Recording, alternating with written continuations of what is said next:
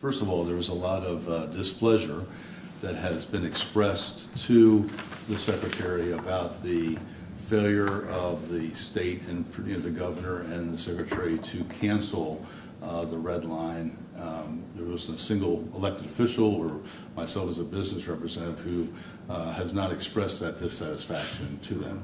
One of the things that the Secretary made clear today was that he was going to be submitting a letter this week to the federal government saying Baltimore or the state of Maryland is not moving forward with the red line, and that the monies that had been allocated for the red line should not be maintained in the federal budget for that purpose. $900 million that had been identified will be allowed to be distributed elsewhere. Right. So Senator Mikulski's letter from the Federal Transportation Secretary saying, we haven't actually officially gotten word, apparently jogged his memory that he needed to tell them. Yeah, I think I've heard that, as he's said previously, he was going to be sending a letter. I'm not sure if it just was scheduled to be this week or what. There were questions to say, could you hold off on that and not send it till maybe late October when we've had a chance to talk about the future of transit in Baltimore.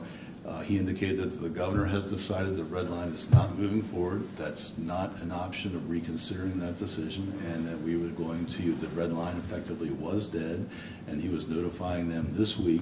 And the senator indicated that she was going to be notifying her chairman as well, and also that would go to the Secretary of Transportation, Fox, that the additional, with the $100 million that she had procured in the budget with a lot of hard work and on the part of the delegation, was also not needed. Baltimore did not need that and did not want that, so that $100 million is gone. So the senator expressed a lot of concern and disappointment that she never thought that one of the last things that she would be doing in her tenure as a U.S. Senator is giving up $100 million or over basically $1 billion back and saying we don't need this, we don't want this.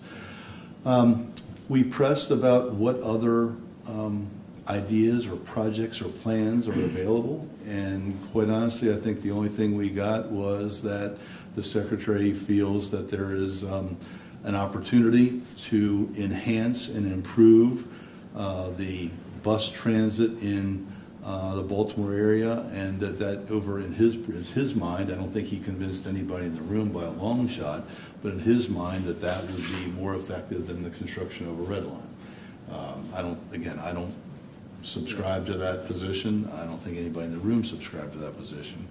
But he made it clear that, one, there's not going to be a red line. There's not going to be really a lot of looking at the red line corridor as it had been proposed with alternatives, whether it be a light bus rapid transit or anything else. That's pretty much all off the books, off the line also. Right, Governor Hogan, or Lieutenant Governor Rutherford made some remark about bus rapid transit, but it doesn't sound like that's really what they mean. Well, bus rapid transit was an option for the red line back in 2008. They looked at 13 or so different options in 2008.